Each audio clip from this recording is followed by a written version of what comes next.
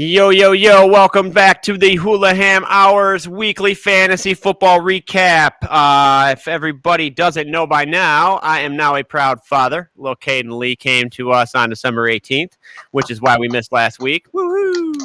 Yeah, little buddy, I love you and Janae, and they're doing good. Everybody's doing great. So it's good to be back. Holy wow week of fantasy football the last couple weeks. So I'm going to just delve right in here. We had a couple playoff games in the main league, the league. We had Tawas Kronk's Crushers going up against Ricky P. And boy, Gary, did you spank that ass. We got 216 to 152. That was a ass whooping, certified. We had Old Conk going up against Scotty doesn't know fantasy. Well, Scotty, I have a newsflash for you, buddy. You seem to know fantasy fairly well because you are facing off against Gary this week in the championship. So congratulations to both of those teams. Another piece of information I have from this league, which is absolutely blowing my mind. Mr. Nick Julia, you have had a terrible year to say the least. And I don't mean that in the mean way at all. It's just the hand of God truth. You have the ability, if you can win this week somehow, to not finish last. Tell me your thoughts on that, bud. Well, Xavier Worthy was a great fucking start to that in the Chiefs defense. Yep, that's very good. I can't believe it. 10 weeks being in last place, and there's still a chance I might not finish last. I'm pretty ecstatic about that.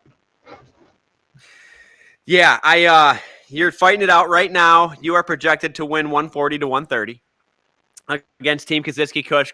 Ryan, wish you the best of luck, man. But, I guess silver lining is you didn't pass out at this draft like you did 2 years ago. So you can't blame your wife for your shitty team.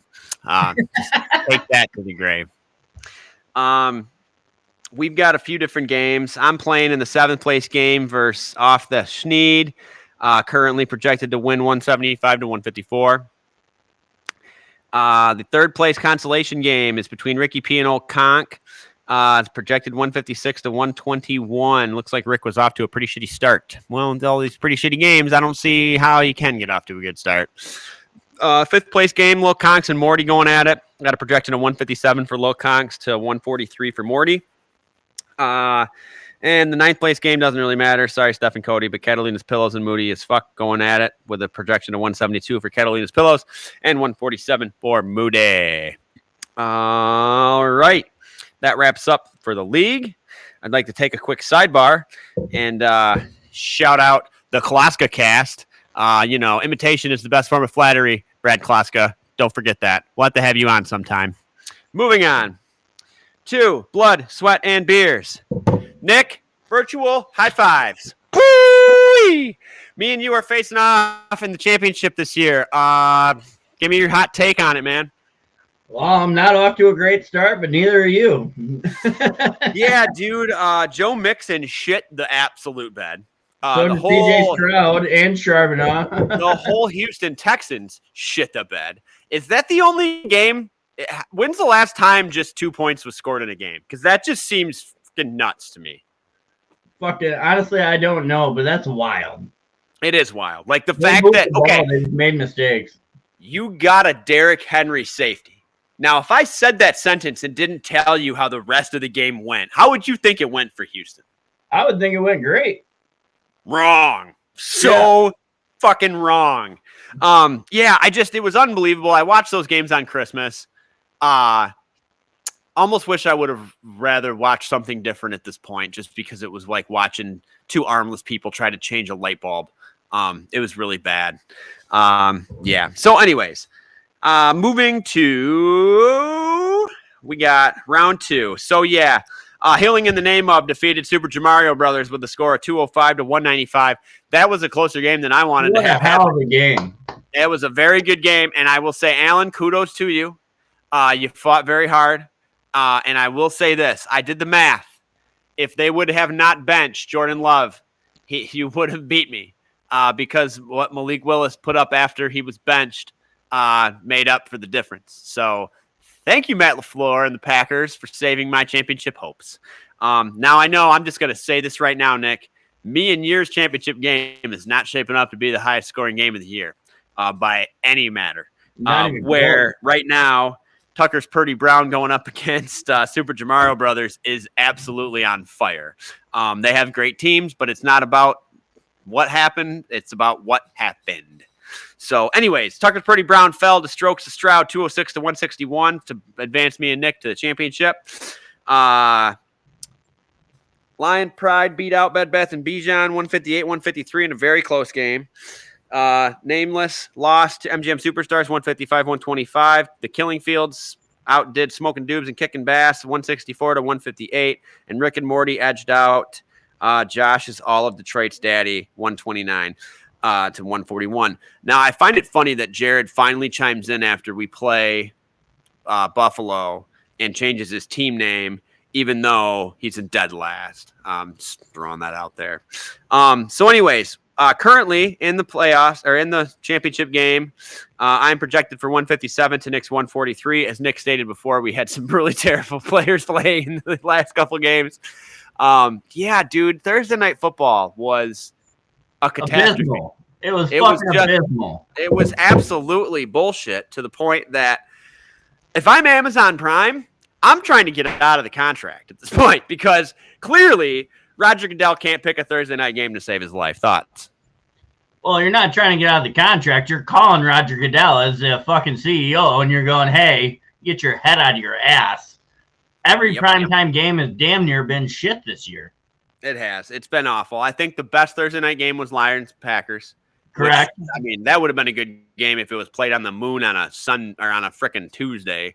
That would have been a good game. So it's sad that like we don't have a team that has no wins. We don't have a team that's just, I mean, you can say the Giants, I guess, but we don't have a team that's just like the Cleveland Browns or the Lions of 0-16. But we have, of course, when the Lions get good, so does the entire NFC North, which is just stupid. Anyways, moving on. Third place game, Super Jamaro Brothers going up against Tucker Purdy Brown. Like I said, it's a pretty high scoring affair. 188 to 174 is the projection. There's still some money to be had in that third place game, so don't forget that. Bed Bath and Bijan is playing Lion Pride again, even though they played last week, but this is for the fifth place game. Right now, it's projected 137 for Lion Pride, 125 for Bed Bath and Bijan. And I'm going down to the last place game. If I remember correctly, Nick, when I text out the standings, I really don't think this game matters. And I could be wrong, but I'm going to look this up really fast. Fantasy payouts. Okay. Yeah, this is the case. Sawyer is 4-12 and Jared is 3-13. We do not follow typical ESPN rules of the bracket, of the losers bracket. We go off of overall record and overall points scored for the season. Right now, Sawyer's sitting at 4-12 and Jared's at 3-13. So if by some miracle Jared wins this game, he would be tied with Sawyer. However, going back, Sawyer has a majority points scored a few hundred more than Jared. So, Jared, I think I can officially say this game does not matter, and you have taken the toilet bowl. Flush the shit.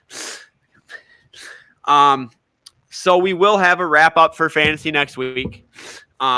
It's been a pleasure again this season, serving everybody, talking shit all year. The drafts are my favorite thing to look forward to. I'm very excited to continue this again next year. And yeah, we're definitely going to be still having fantasy recap episodes throughout the off season. So be looking forward to that. So with that being said, Nick, you got anything else before we wrap up this week's fantasy recap? Yep. Fuck you in the championship. Other than that, I'm pretty well good to go. Oh, God love it. I can't wait to be sitting here next week with my trophy right here and all that shit. It's going to be great, man. But anyways, best of luck to you. It's going to be a good game no matter what happens. We still got a lot of football left to be played. So it is. Good luck, brother. Yep, good luck. All right. Remember, being nice costs nothing, and so does shutting the hell up. So with that, Hulaham is out.